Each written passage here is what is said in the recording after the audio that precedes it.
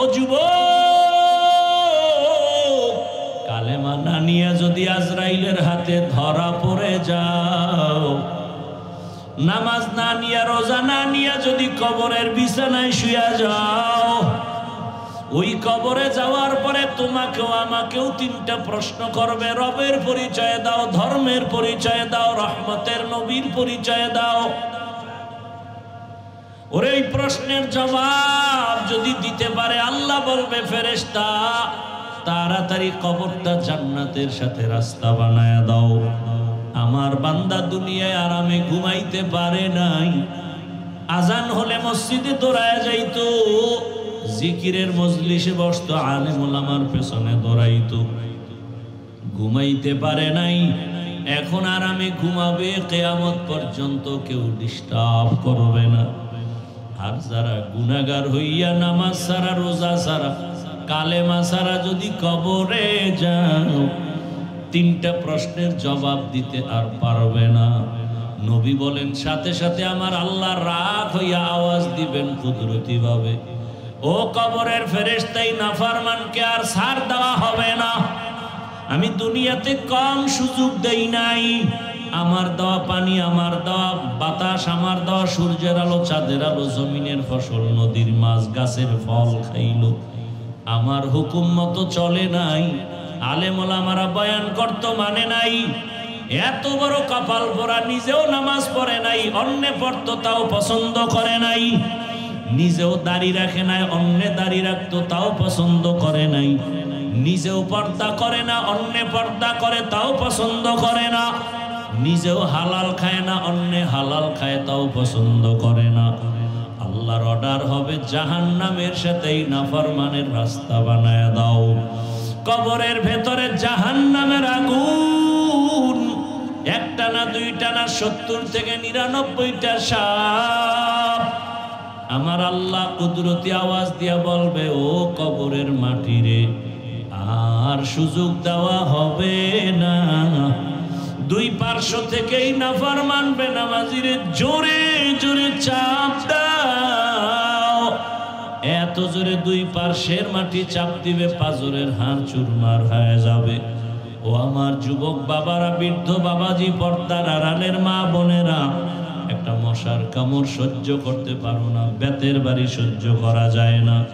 গুনাহ নিয়ে কবরে গেলে, আল্লাহর দরবারে দাঁড়াইলে সূর্যের গরম, জাহান্নামের গরম, কত ভয়ঙ্কর।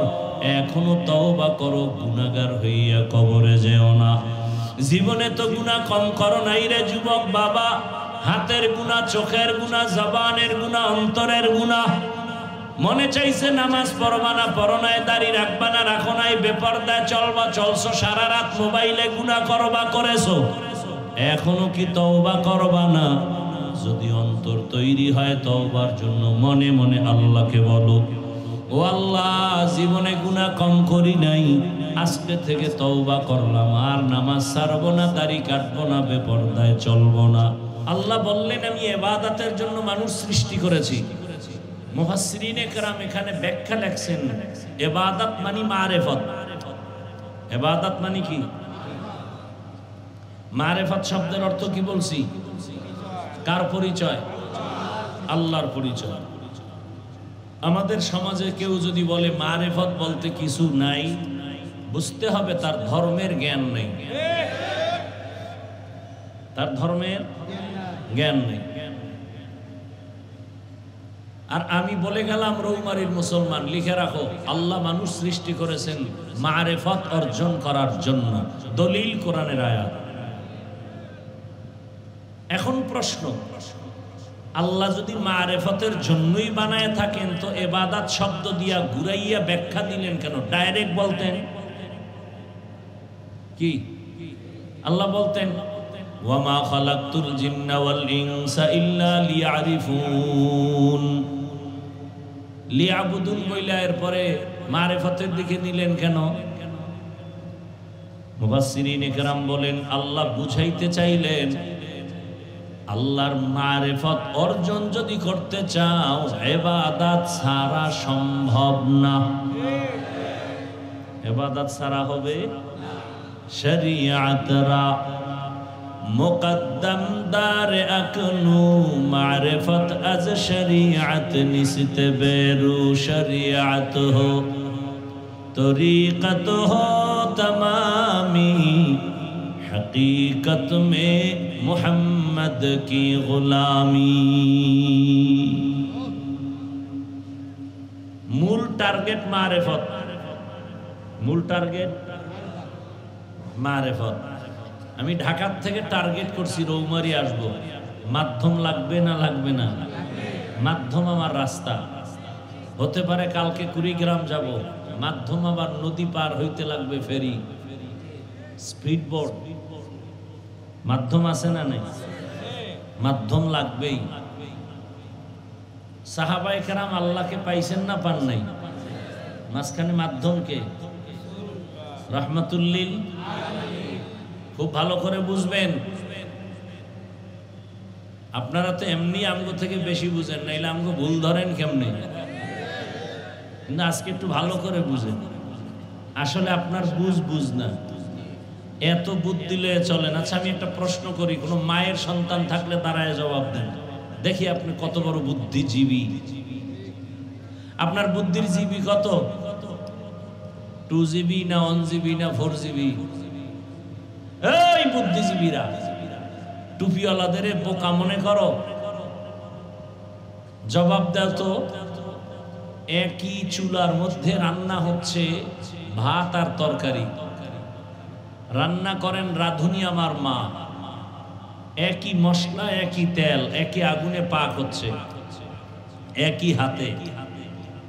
খানার দস্তারখানে গিয়া আব্বা খায়, মা খায়, আম্মি খায়, আমার বোন খাইয়া, একই তরকারি একই রান্না। মা বাবা হয় প্রতিদিন দুর্বল, আমরা ভাই বোনরা একই খানা খায় হই শক্তিশালী সবল। আমি যেটা বলবো সেটা হলো আল্লাহকে বিশ্বাস করে। তুমি বলবা না, তুমি যুক্তি দিয়ে আমাকে বলতে হবে, কারণ তুমি যুক্তি ছাড়া ইসলাম মানো না। বলো কারণ কি? আমরা বলবো আল্লাহর কুদরত, কারণ আমরা আল্লাহকে মানি। তুমি যেহেতু আল্লাহকে মানো না, তুমি যুক্তি দাও। তুমি বুদ্ধিজীবী না, বুদ্ধি দিয়া জবাব দাও।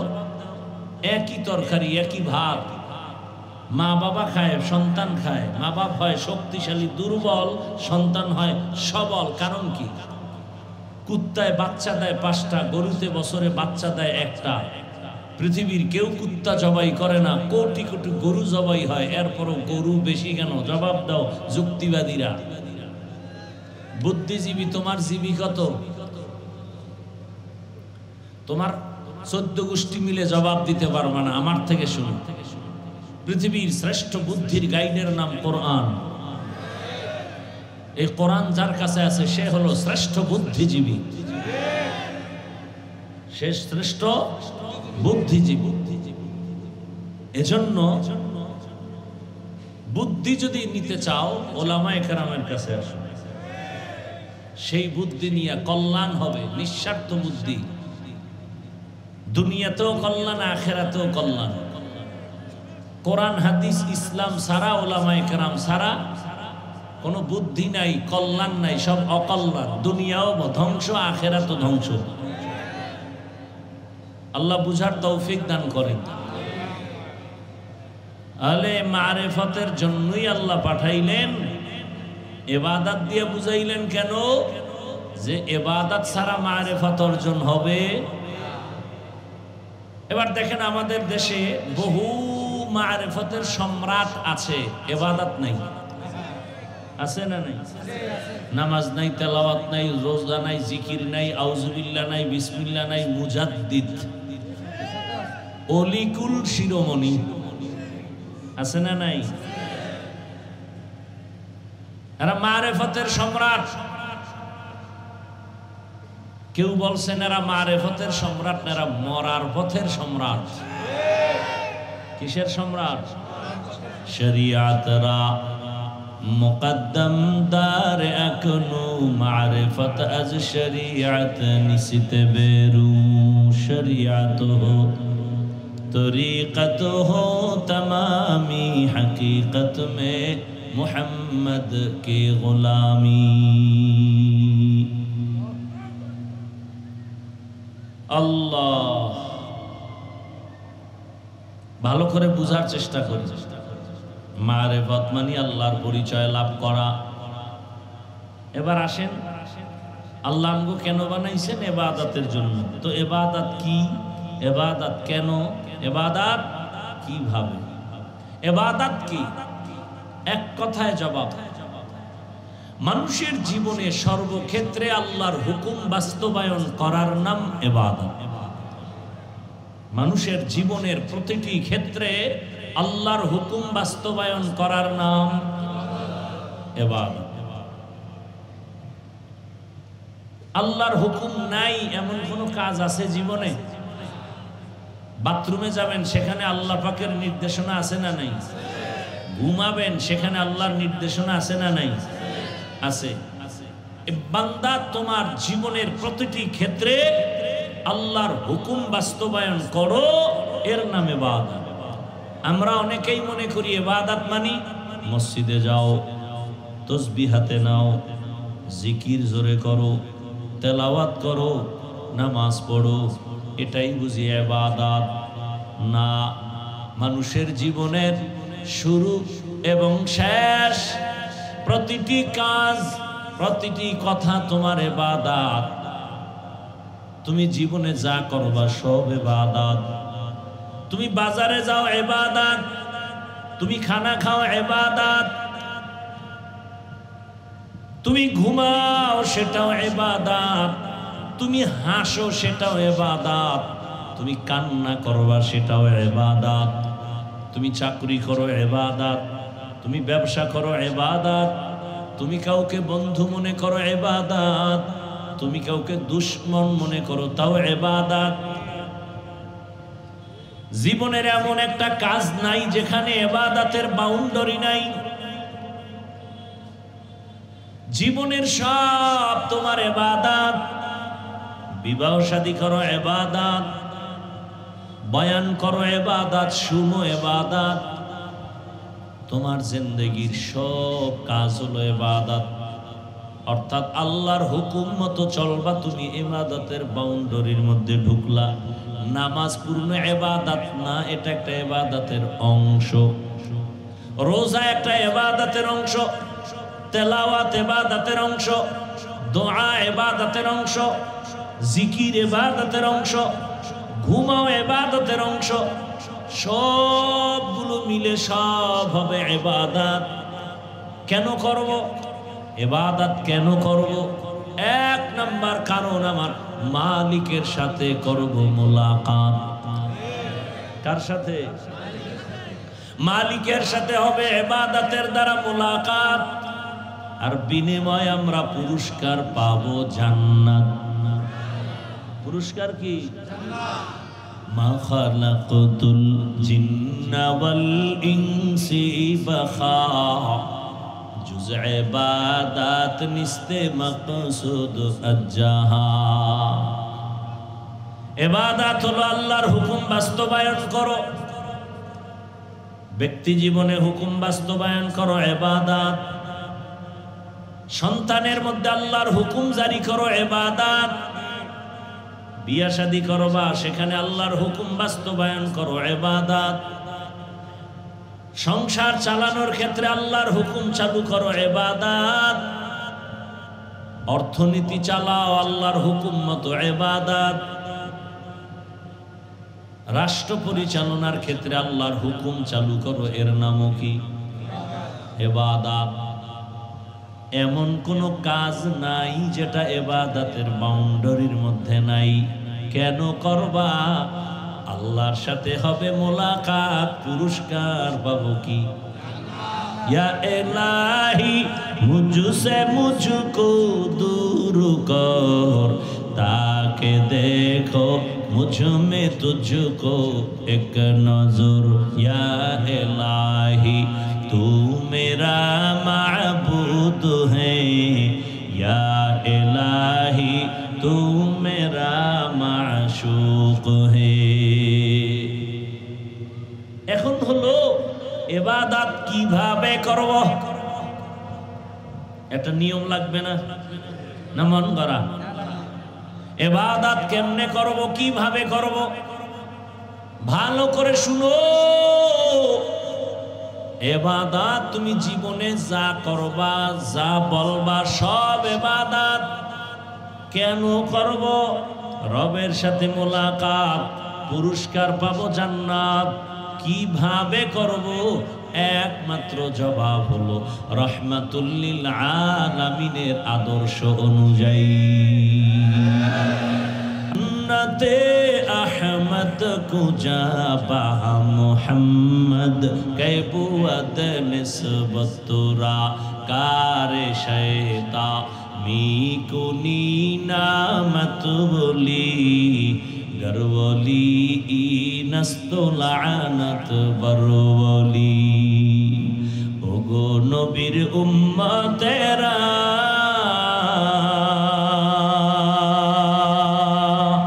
হয়ে আজি দিশাহারা, কোরআন হাদিসের চলো যখন যাহা চায় মনে, নবী বিনে কে তরাবে পুলসিরাত মিজানে, নবী বিনে কে তরাবে পুলসিরাত মিজানে। উম্মতের কান্ডারি নবী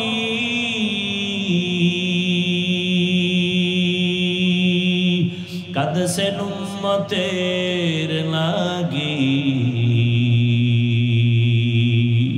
এখনো কাঁদেন নবীজি শুয়ে মদিনার পানে, নবী বিনে কে তরাবে পুলসিরাত মিজানে, নবী বিনে কে তরাবে পুলসিরাত মিজানে।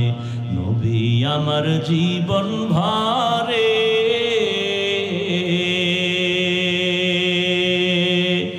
দিনের লাগি কষ্ট করে, দান দান শহীদ করিলেন উহুদেরই ময়দানে, নবী বিনে কে তরাবে পুলসিরাত মিজানে, নবী বিনে কে তরাবে পুলসিরাত মিজানে। এরে নবীর আশিক, জীবনে যা করবা সব ইবাদত কেন করবা? রবের সাথে হবে মুলাকাত, পুরস্কার পাবা জান্নাত। কিভাবে করবা? কোন আদর্শ মেনে করবা? একমাত্র মদিনাওয়ালা রাসূলের আদর্শ মেনেই করতে হবে, তো ইবাদত হবে। নবীর আদর্শ মেনে ঘুমাও ইবাদত, নবীর আদর্শ মতো হাসো ইবাদত, নবীর আদর্শ মতো কান্না করো ইবাদত, নবীর আদর্শ মেনে তুমি দোকানদারি করো ইবাদত। নবীর আদর্শ নাই এমন কোন কাজ আছে নাকি? আঙ্গুলের নখগুলি কিভাবে কাটবা, কিভাবে রাখবা, সেখানে নবীর আদর্শ নাই। মানলে তুমি নবীর খাঁটি আশিক, যদি তুমি না মানো তুমি রসুলের খাঁটি আশিক না। মাথার চুলগুলো তুমি কিভাবে রাখবা, কিভাবে কাটবা, সেখানে নবীর আদর্শ আসেনি। মানলে তুমি নবী মানছো, মানো নাই তুমি আমার রসুলকে মানো নাই।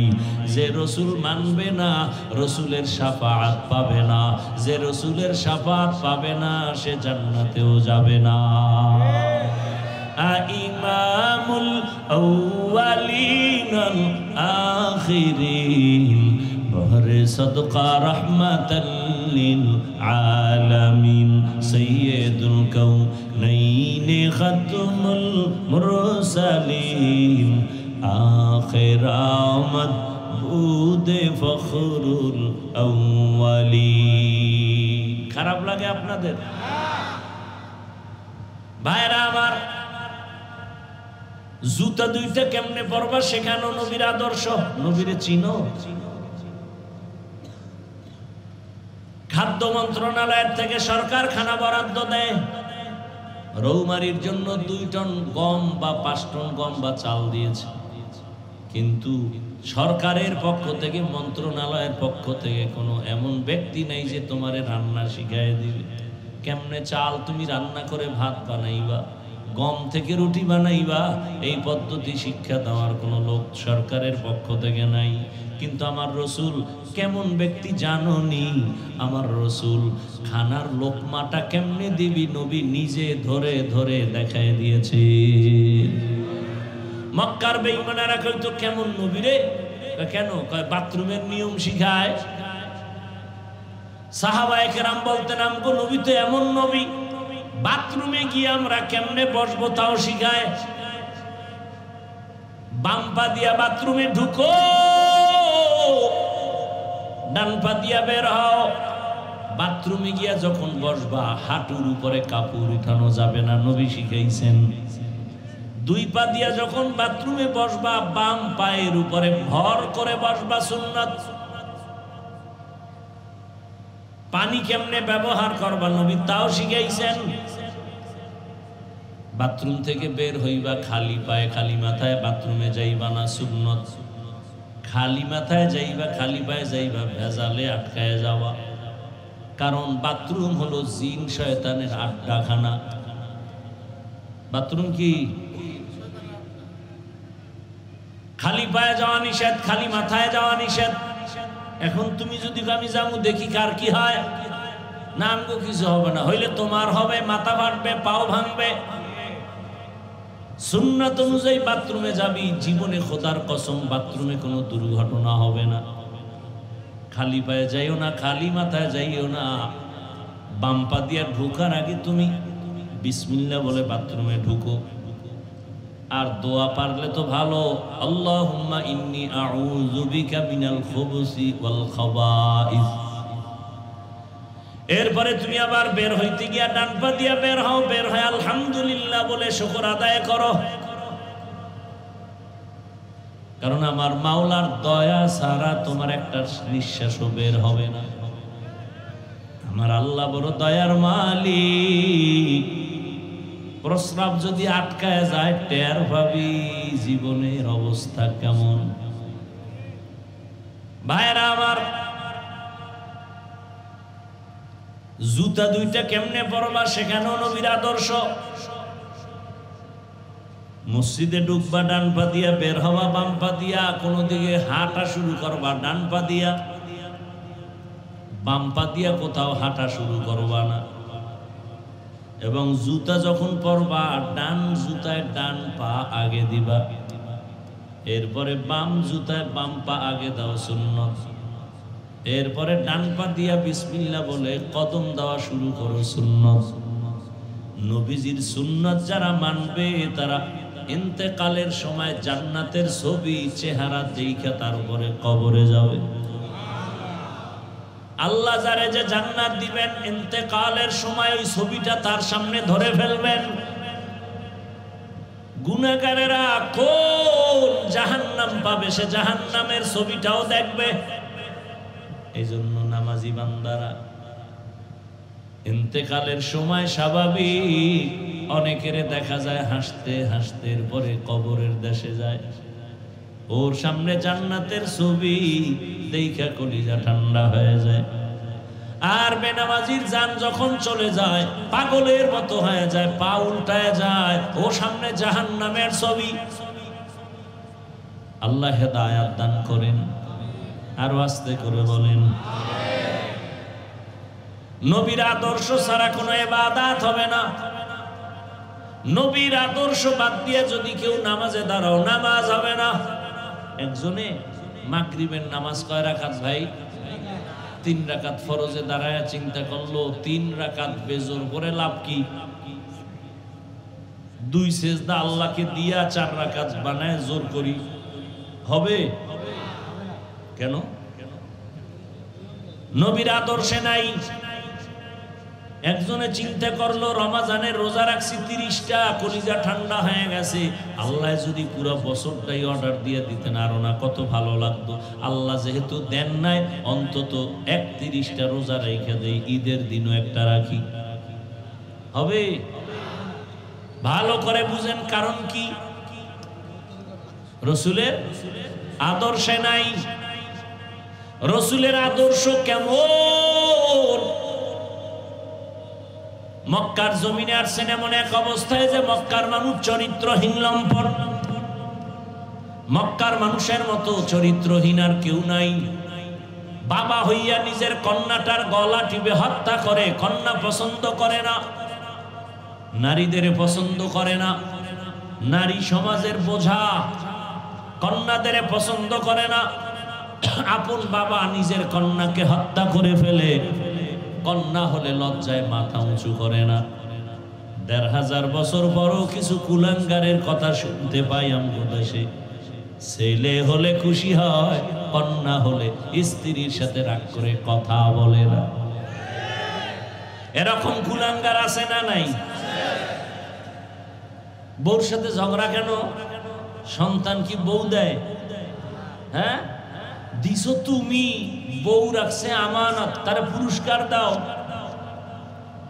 কারণ তুমি সন্তান দিয়ে আরামে ঘুরছো আর খাইছো, কিন্তু তোমার স্ত্রী ঘুমাইতেও পারে নাই, খাইতেও পারে নাই। বাচ্চা পেটে আসার পর মাথা ব্যথা, কষ্ট শুরু হয়ে গেছে। তুমি তোমার আমানত যে জমা রাখছে তারে তাড়াতাড়ি পুরস্কার দাও। রাগ করো কেন? সব কথার মূল কথা আমার আল্লাহ বলেন, দুনিয়ার কেউ সন্তান দেয় না, সন্তান দেয়ার মালিক কে? লিল্লাহি মুলকুস সামাওয়াতি ওয়াল আরদ ইয়াহাবু লিমান ইয়াশাউ ইনাসাও ওয়া ইয়াহাবু লিমান ইয়াশাউ যুকুর আও ইউযাওয়িজুহুম যুকরানা ওয়া ইনাসা ওয়া ইয়াজআলু মান ইয়াশাউ আকিমা ইন্নাহু আলিমুন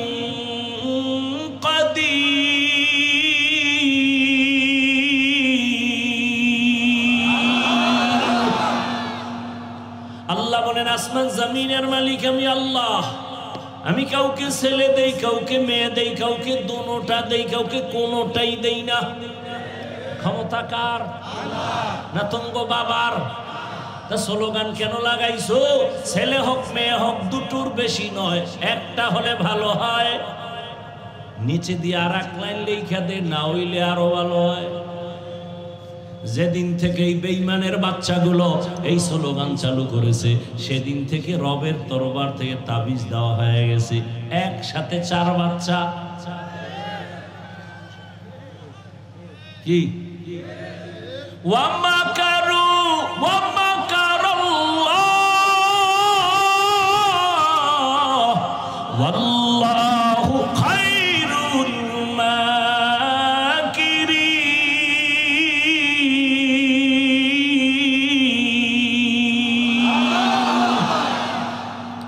কত নম্বরের চালাক? দুনিয়ার সব বেঈমানেরা জন্মকে কন্ট্রোল করার জন্য ট্যাবলেট দিয়ে দিছে, ট্যাবলেট খাও সন্তান কমাও। কিন্তু জাননীর রৌমারির মুসলমান কোন বেঈমানের বাচ্চারা ট্যাবলেট খায় না। সবগুলোর বউ বেশি, সব বেঈমানের বউ বেশি। কতটি বউ লইয়া থায় আর কোনো হিসাব নেই, বাচ্চাও বেশি। সব মুসলমানের দিল কেন? বেঈমানের উদ্দেশ্য মুসলমানের সংখ্যা কমাও, আমরা মাস্তানি করব। আল্লাহ কয় আমি তো তাবিজ মাইরা দিছি। দুনিয়ার ইহুদি খ্রিস্টান বেঈমানেরা আমার জমিনের প্রতিনিধি হবে আমার মুমিন, আর ইহুদির গোষ্ঠী তোরা হবি আমার মুমিন বান্দা বান্দির কর্মচারী। দুনিয়ার সব বেঈমান আমগো কর্মচারী। এই মাইক বানাইছে বেঈমানরা, আমগেডি বানানোর সময় আছে।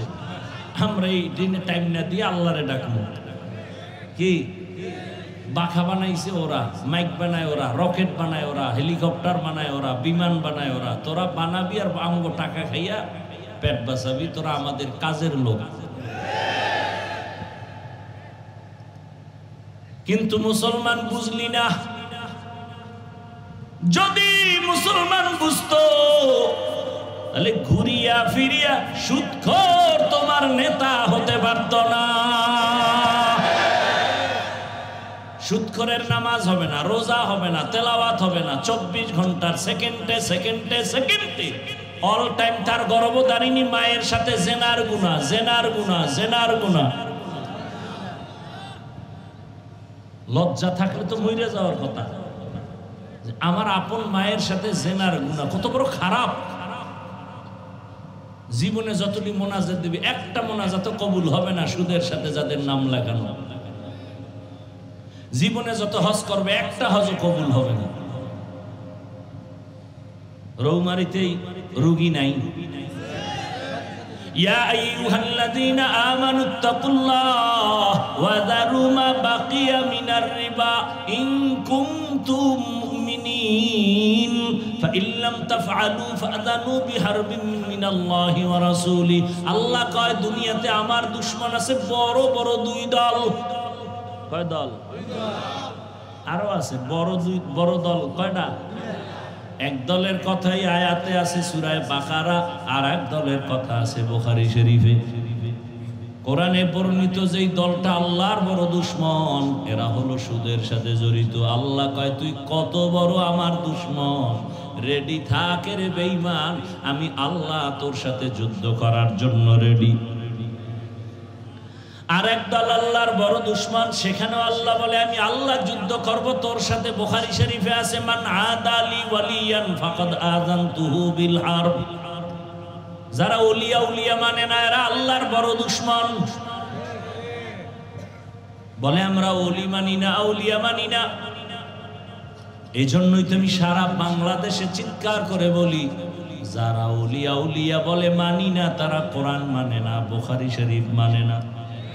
এরা ভণ্ড, এরা বাতিল। এদের যারা ভণ্ড বলে না তারাও ভণ্ড। আউলিয়ারা কারে আকবা ইখতিয়ার, জাহেলারা কারে দুনিয়া ইখতিয়ার। ইবাদত হবে রাসূলের আদর্শ। কার আদর্শ? রাসূলের আদর্শ। পৃথিবীর শ্রেষ্ঠ, পিওর, পারফেক্ট। কেমন পারফেক্ট? এই যুবকেরা, সারা বাংলাদেশে আমি ওয়াদা করাচ্ছি, মোহব্বতের একটা দাবি। এই রৌমারীর যুবক বাবারা, কলিজার মোহব্বতের দাবি করে গেলাম। 200 টাকা ব্যয় করি একটা ব্যানার বানাও, 2 ফিট 3 ফিট ব্যানার বানাইয়া রাস্তার মোড়ে মোড়ে মোড়ে মোড়ে বাজারে গ্রামে লাগায়া দাও। আর ওই ব্যানারে স্লোগান দাও, দুনিয়ার সকলের আদর্শ নাপাক,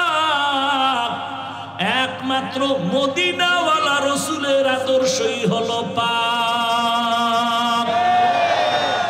দুনিয়ার সবার আদর্শ বুঝতে কষ্ট হইতেছে না?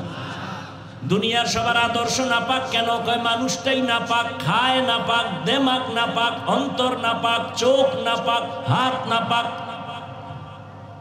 3 বেলা খাইয়া যাই চোরাই বিড়ি টানে, আপডেট হইলে গাঞ্জা, আর একটু আপডেট মদ, এডির দেমাগ পাক। কি আপনাকে রৌমারি মদ পান করে কেউ জিকির টিকির করেনি? মদ পান করে জিকির করে কেউ? বরং মদ পান করিয়া লঙ্গি উল্টা পাল্টা করে বৌরে মা কয়। বুঝে থাকলে বলেন আর দেমাগ পাক না না পাক? বলেন। এই না পাক দেমাগালা যত থিওরি থরো করবে সব না পাক বের হবে। এরপর আমার একটা ব্যক্তিগত কথা আছে, বলবো? আমার ব্যক্তিগত, এখানে অন্যের কোনো না, আমারটা আমি বলছি, আমার ওপিনিয়ন। রৌমারীর জমিনে দাঁড়ায় যদি এখন কেউ আমাকে বুঝাইয়া বলতে পারো, দলিল দিয়ে বলতে পারো যে মুহাম্মদের আদর্শ থেকে আরো সুন্দর আদর্শ আছে শেখ মুজিবুর রহমানের ভেতরে, আমার কথা শেষ করতে দাও, তাহলে আমি হাফিজুর রহমান কসম খেয়ে বলে গেলাম আমি রসুলেরটা বাদ দিয়া শেখ মুজিব সাহেবেরটা নিব। বুঝেন বুঝেন, চিল্লা পাল্লা কম করেন, কি বুঝাইতে চাই বুঝেন। কেউ যদি দাঁড়ায় বলতে পারেন মুহাম্মদের আদর্শ থেকে আরো সুন্দর আদর্শ জিয়াউর রহমানের ভেতরে আছে, আমি হাফিজুর রহমান বলব আমি রসুলেরটা বাদ দিয়া জিয়াউর রহমান সাহেবেরটা নিব। কেউ যদি বলতে পারেন রসুলের আদর্শ থেকে আরো সুন্দর আদর্শ এরশাদ সাহেবের মধ্যে, আমি তারটা নিব, রসুলেরটা বাদ দিব। এইবার শেষ কথা, বলতে পারার মতো কোনো কলিজাওয়ালা আসো কিনা বলো? আসো?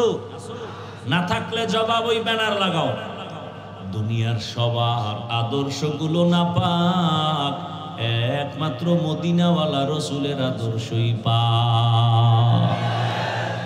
এবার আসো, রসুলেরটা পাক কেন? আমার রসুল নিজেই পাক। আমার রসুলের ঘাম থেকে মেশকের ঘ্রাণ। আম্মা জান আয়েশা রাদিয়াল্লাহু আনহা বলেন, রহমতের নবীর ঘাম আমি বোতলের মধ্যে ভরে রাখতাম আর বড় বড় অনুষ্ঠানে আতর হিসেবে ব্যবহার করতাম। রহমতের নবী যেখানে কদম রাখেন ওখান থেকে মেশকের ঘ্রাণ। সুবহানাল্লাহ না? আমার নবী কেমন পাক বলেন তো? নবীর হায়াত কতদিন বলেন? কেমন একজন নবী পাইছো রে বাবা, যার 63 বছরে ভুলেও কোনোদিন একটা মিথ্যা কথা বলা হয়নি। কেমন মায়ার নবী, জীবনে কোনোদিন কাউকে একটা গালিও দেন নাই। হাজার বেঈমান আমার নবীর সামনে দাঁড়ায় গালি দেয়, কেমন রহমতের নবী, একটা গালির জবাবও দেন নাই।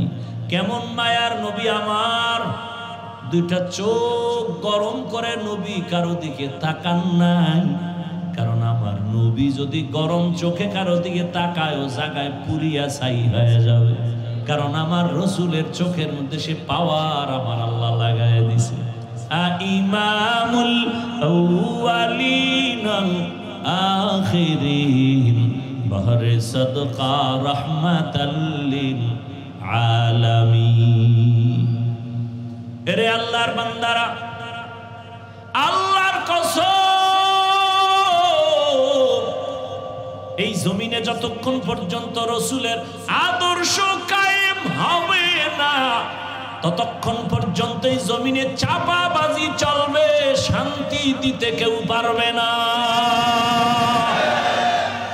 চাপাবাজরা শুধু চাপাবাজি করবে, শান্তি কপালে আসবে না। শান্তির একমাত্র ঠিকানার নাম ইসলাম। বলেন না কেন? শান্তির ঠিকানার নাম। এবার আরেকটা প্রশ্ন করি, মানুষের জীবনে কিয়ামত পর্যন্ত যত সমস্যা আসতে পারে, হতে পারে, বুঝে শুনে জবাব দিবেন। সব সমস্যার সমাধান কোরআন হাদিস তথা ইসলামে আছে না নাই?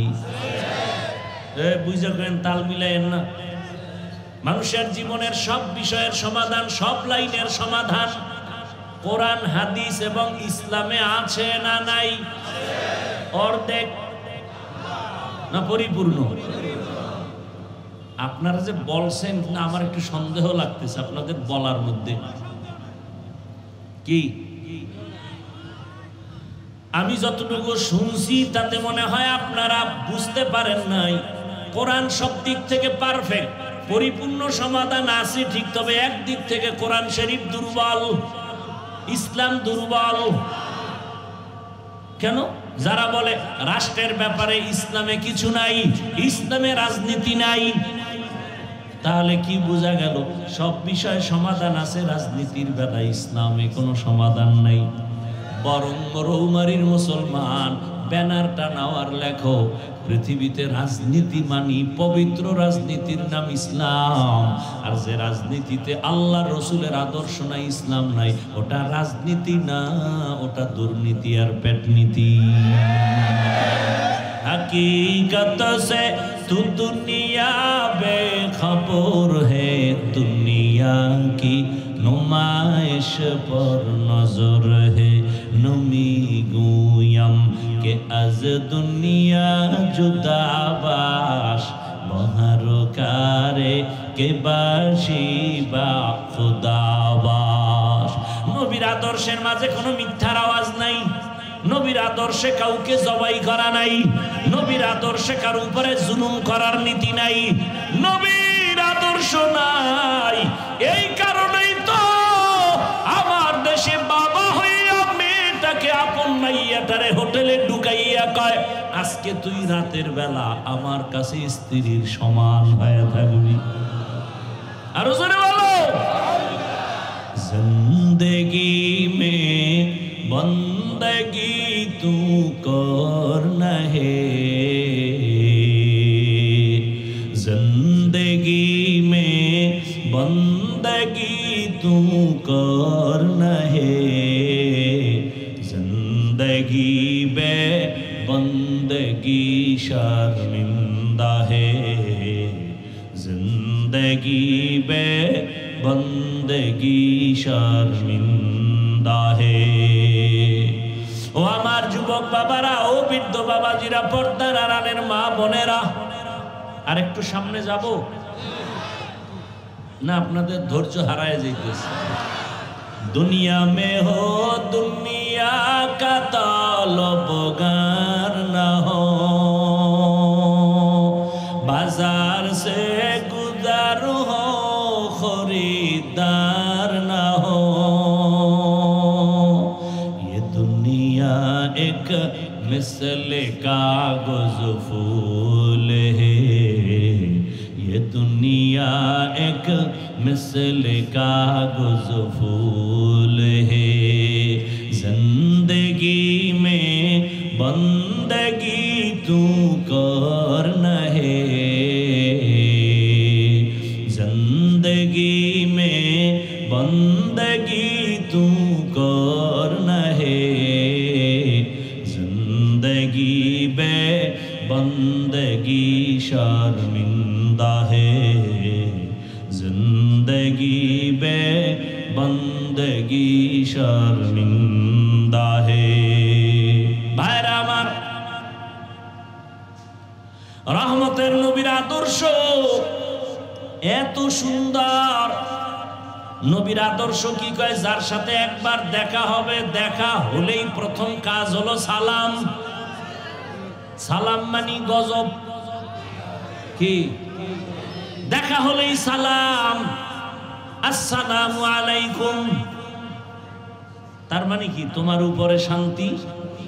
সে আবার আমাকে বলে ওয়ালাইকুম আসসালাম, তোমার উপরেও শান্তি। দুই দিক থেকে যখন শান্তির দোয়া চলতে থাকে, ওখানে অশান্তি আর আসতে পারে না। ঠিক নেই? রহমতের নবীর আদর্শ কেমন? বড়দের নবী বলেন ছোটকে স্নেহ করো, ছোটদের বলা হয় বড়কে সম্মান কর, বেয়াদবি করবি না, সাবধান। ইসলাম এমন সুন্দর এক ধর্ম, এই কথাটা যারা ইসলাম মানে না তারাও জানে। মানে না কেন? চুরি করতে পারবে না। ইসলাম আসলে, রসুলের আদর্শ আসলে চোর চুরি করতে পারবে না, দুর্নীতি করতে পারবে না, জুলুম করতে পারবে না। এই জন্য সব দুর্নীতিবাজ ইসলাম চায় না, সব চান্দাবাজার ধান্দাবাজেরা ইসলাম চায় না, সব চোর ডাকাতেরা ইসলাম চায় না, জালেমেরা ইসলামের বিরোধিতা করে। এই এমন দুনিয়াতে এখন আসছো, কলমের কোনো দাম নাই। এখন কিন্তু আঙ্গুলের টিপের দাম। ঠিক নেই? জায়গা মতো দিও। এই টিপের পাওয়ার পাইয়া জানো, এমন কাউরে টিপ দিও না যে তোমার টিপের পাওয়ারে মানুষের জবাই করবে। এমন কাউকে টিপ দিও না যে তোমার আঙ্গুলের টিপ পাইয়া মা বোনকে ধর্ষণ করবে। সাবধান। আরে লঙ্গির মধ্যে গোবর লাগছে, গোবর গোবর চিনেননি? পাক না নাপাক? এখন এই নাপাক দূর করতে কি লাগবে বলেন? অচেনা পথে গোবর লেগে গেছে, নাপাক দূর করার জন্য ঘুরে কই পানি পাই। ঘুরতে ঘুরতে ঘাম ছুটে গেছে, পানি খুঁজে পাওয়া যায় না। একজনে কয় ভাই তুমি এত কষ্ট করে দৌড়াদৌড়ি করো, ঘাম ছুটাইলে কারণ কি? বলে পানি তালাশ করি। কেন? বলে লঙ্গির ভিতরে গোবর লাগছে, নাপাক দূর করার জন্য। কত পেরেশান কেন? পানি তো নিজের কাছেই আছে। কি ভাই নাম কি বলেন? ও এমন বোকা, কয় এত কষ্ট করে লাভ কি? কথা তো সত্যই, পানি তো আমার কাছেই আছে। এইবার প্রস্রাবের পানি দিয়া গোবরটারে সুন্দরভাবে ধুইয়া ফেলল। আপনার বিবেক দিয়া জবাব দেন, পাক কেমন হইল? কি পাক হইল না না পাক আরো ছড়াইল? গোবর প্রস্রাবের পানি দিয়া ধুইলে যেমন না পাক আরো ছড়ায়। যে সুদ খায়, ঘুষ খায়, জুলুম করে, নামাজ নাই, রোজা নাই, পর্দা নাই, চোখ না পাক, হাত না পাক, জিহ্বা না পাক, অন্তর না পাক, এরে যদি কামগো সমাজটারে পাক করে দাও, পাক হবে না, সমাজ আরো না পাক হয়ে যাবে। এই জন্য দায়ী আপনারা। আঙ্গুলটারে ভালো করে হালাল সাবান দিয়ে ধুয়ে নিয়েন। আর যারা টাকা খাওয়ার নিয়ত করছেন ভোটের আগের রাত্রে, বাথরুমে গিয়ে 10 গ্রাম করে পায়খানা খাবেন, বাজারে গিয়ে হালাল সাবান দিয়ে কুলি করবেন, দুনিয়ায় ঝামেলা শেষ। আর ওই টাকা খাইয়ে যারা মরবা, জাহান্নামের আগুন ছাড়া তোমার এই নাপাক যাবে না। আল্লাহ হেদায়াত দান করুন। ওয়ামা খালাকুতুল জিন্না ওয়াল ইনসা ইল্লা লিয়াবুদুন।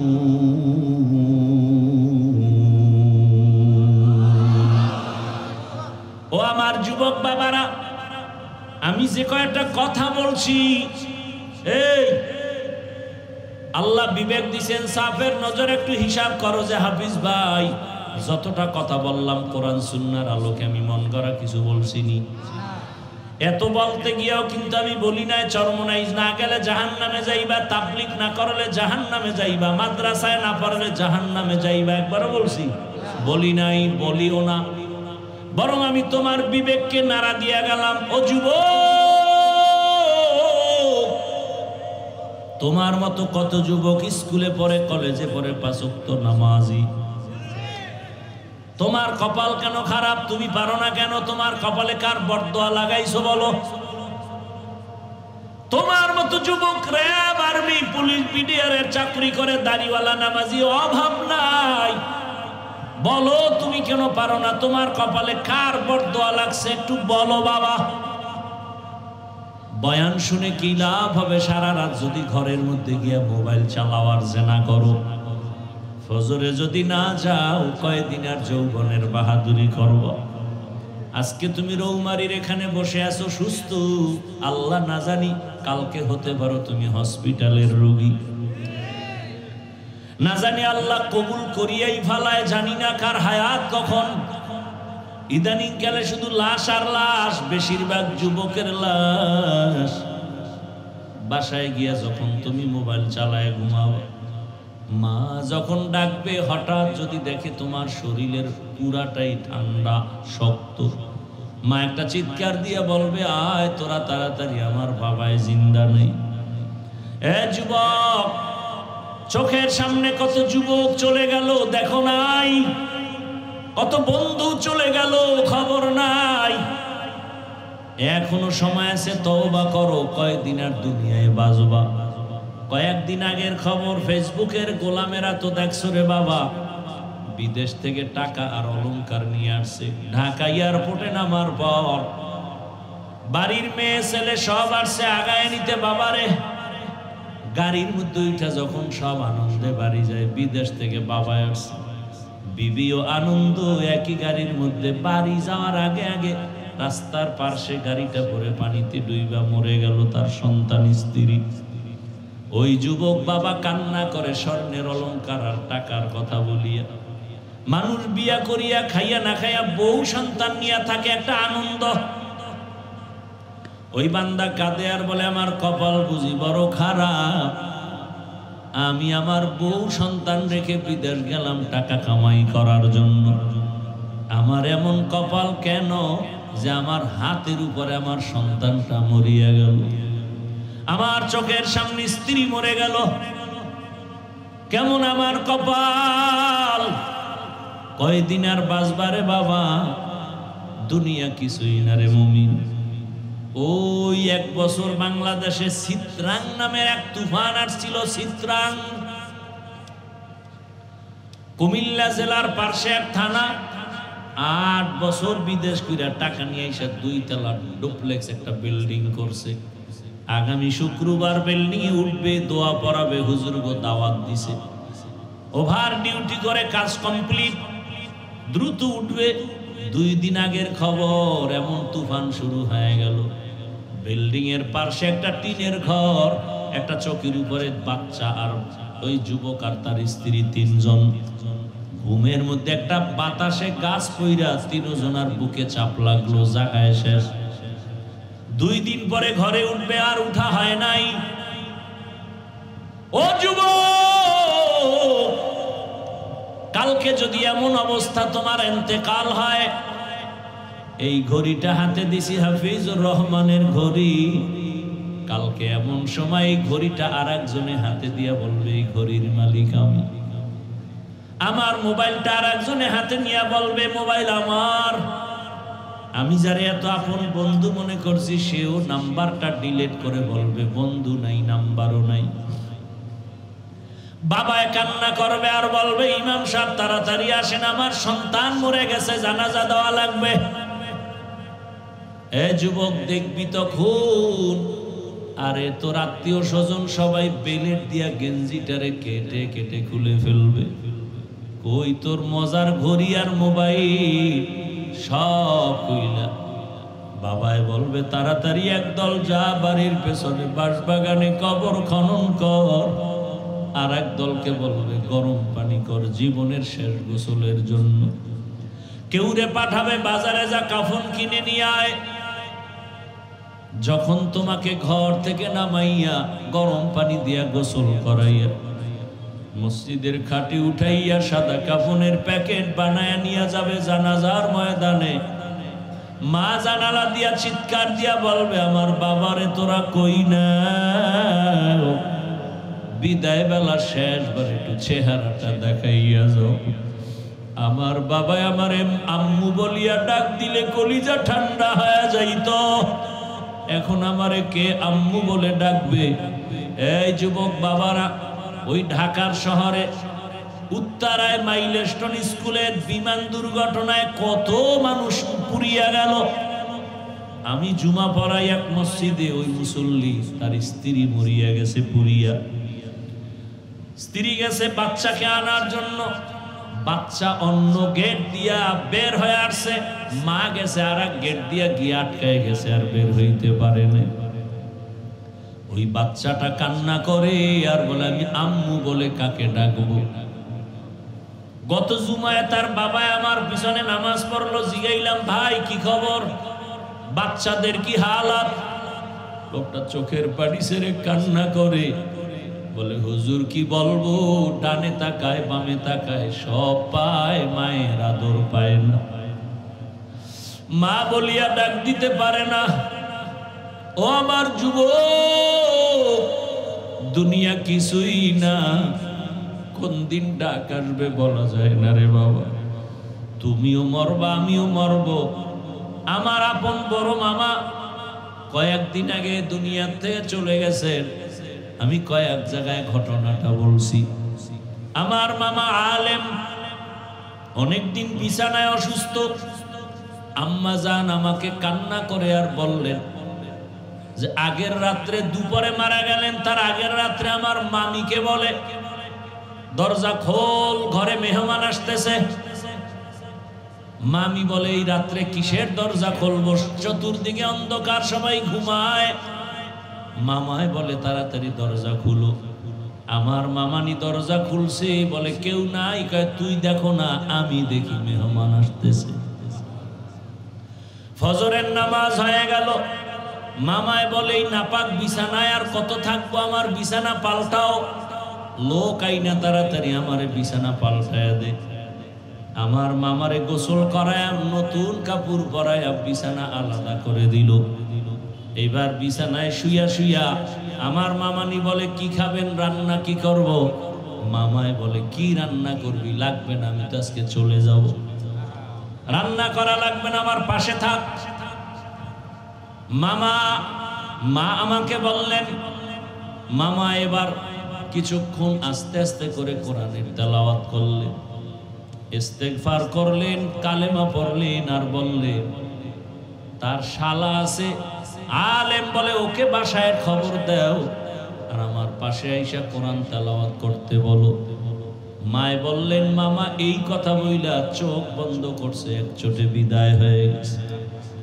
ও বাবা তুমিও মরবা, আমিও মরব, গরু মরে কুকুর মরে, কালেমা না নিয়া যদি আজরাইলের হাতে ধরা পড়ে যাও, নামাজ না নিয়া রোজা না নিয়া যদি কবরের বিছানায় শুয়া যাও, ওই কবরে যাওয়ার পরে তোমাকেও আমাকেও তিনটা প্রশ্ন করবে। রবের পরিচয় দাও, ধর্মের পরিচয় দাও, রহমতের নবীর পরিচয় দাও। ওরে এই প্রশ্নের জবাব যদি দিতে পারে আল্লাহ বলবে ফেরেশতা তাড়াতাড়ি কবরটা জান্নাতের সাথে রাস্তা বানায়া দাও। আমার বান্দা দুনিয়ায় আরামে ঘুমাইতে পারে নাই, আজান হলে মসজিদে দৌড়ায় যাইতো, জিকিরের মজলিসে বসতো, আলেম ওলামার পেছনে দৌড়াইতো, ঘুমাইতে পারে নাই। এখন আরামে ঘুমাবে, কিয়ামত পর্যন্ত কেউ ডিস্টার্ব করবে না। আর যারা গুনাহগার হইয়া নামাজ ছাড়া, রোজা ছাড়া, কালেমা ছাড়া যদি কবরে যাও, তিনটা প্রশ্নের জবাব দিতে আর পারবে না। নবী বলেন সাথে সাথে আমার আল্লাহ রাগ হইয়া আওয়াজ দিবেন কুদরতি ভাবে, ও কবরের ফেরেশতাই নাফরমানকে আর ছাড় দেওয়া হবে না। আমি দুনিয়াতে কম সুযোগ দেই নাই, আমার দেওয়া পানি, আমার দেওয়া বাতাস, আমার দেওয়া সূর্যের আলো, চাঁদের আলো, জমিনের ফসল, নদীর মাছ, গাছের ফল খাইলো, আমার হুকুম মতো চলে নাই। আলেম ওলামারা বয়ান করত মানে নাই। এত বড় কপাল পোড়া, নিজেও নামাজ পড়ে নাই, অন্যে পড়তো তাও পছন্দ করে নাই, নিজেও দাড়ি রাখে নাই, অন্যে দাড়ি রাখতো তাও পছন্দ করে নাই, নিজেও পর্দা করে না, অন্যে পর্দা করে তাও পছন্দ করে না, নিজেও হালাল খায় না, অন্যে হালাল খায় তাও পছন্দ করে না। আল্লাহর অর্ডার হবে জাহান্নামের সাথেই নাফরমানের রাস্তা বানায় দাও। কবরের ভেতরে জাহান্নামের আগুন, একটা না দুইটা না 70 থেকে 99টা সাপ। আমার আল্লাহ কুদরতি আওয়াজ দিয়া বলবে, ও কবরের মাটি রে, আর সুযোগ দেওয়া হবে না। দুই পার্শ্ব থেকেই নাফরমান বেনামাজিরে জোরে জোরে চাপ দাও। এত জোরে দুই পার্শ্বের মাটি চাপ দিবে, পাজরের হাড় চুরমার হয়ে যাবে। ও আমার যুবক বাবারা, বৃদ্ধ বাবাজি, পর্দার আড়ালের মা বোনেরা, একটা মশার কামড় সহ্য করতে পারো না, বেতের বাড়ি সহ্য করা যায় না। গুনাহ নিয়ে কবরে গেলে, আল্লাহর দরবারে দাঁড়াইলে সূর্যের গরম, জাহান্নামের গরম, কত ভয়ঙ্কর।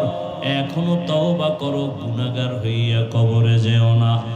জীবনে তো গুনাহ কম করো নাই রে যুবক বাবা, হাতের গুনাহ, চোখের গুনাহ, জবানের গুনাহ, অন্তরের গুনাহ। মনে চাইছে নামাজ পড়বা না, পড়ো নাই, দাড়ি রাখবা না, রাখো নাই, বেপরদায় চলবা, চলছো, সারা রাত মোবাইলে গুনাহ করবা, করেছো, এখনো কি তওবা করবা না? যদি অন্তর তৈরি হয় তওবার জন্য, মনে মনে আল্লাহকে বলো, ও আল্লাহ জীবনে গুনাহ কম করি নাই, আজকে থেকে তওবা করলাম, আর নামাজ ছাড়বো না, দাড়ি কাটবো না, বেপরদায় চলবো না। মা বাবার দোয়া নিয়া, শিক্ষকের দোয়া নিয়া, ওলামায়ে কেরামের পরামর্শ নিয়ে নবীর আদর্শ মেনে চলবো। খাঁটি অন্তরে তওবা যদি করতে পারো, আমার আল্লাহ তওবার দরজা খুলে সব গুনাহ মাফ করে দিবেন। আল্লাহ আমাদের তওবাওয়ালা জীবন দান করেন, তওবার উপরে মজবুত হইয়া চলার তৌফিক দান করেন, আমিন।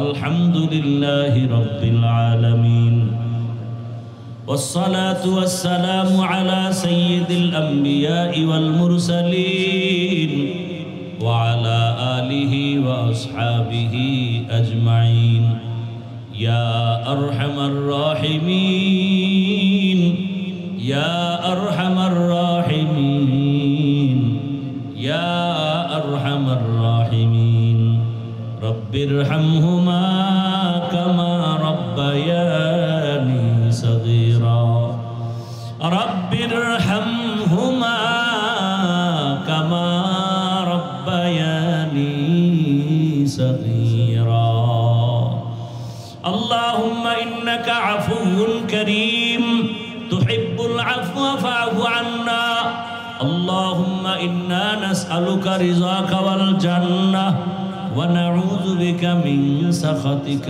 والنار اللهم إنا نسألك علما نافعا ورزقا واسعا وشفاء من كل داء اللهم إنا نعوذ بك من البرص والجنون والجذام وسيء الأسقام ও দয়ার মালিক গুনাহের বোঝা নিয়ে আপনার দরওয়াজায় হাজির হয়েছি এই ময়দানে কত উলামায়ে কেরাম হাজির আয় আল্লাহ কত মুরব্বি হাজী সাহেব কত ব্যবসায়ী চাকরিজীবী পর্দার আড়ালে কত মা কত বোন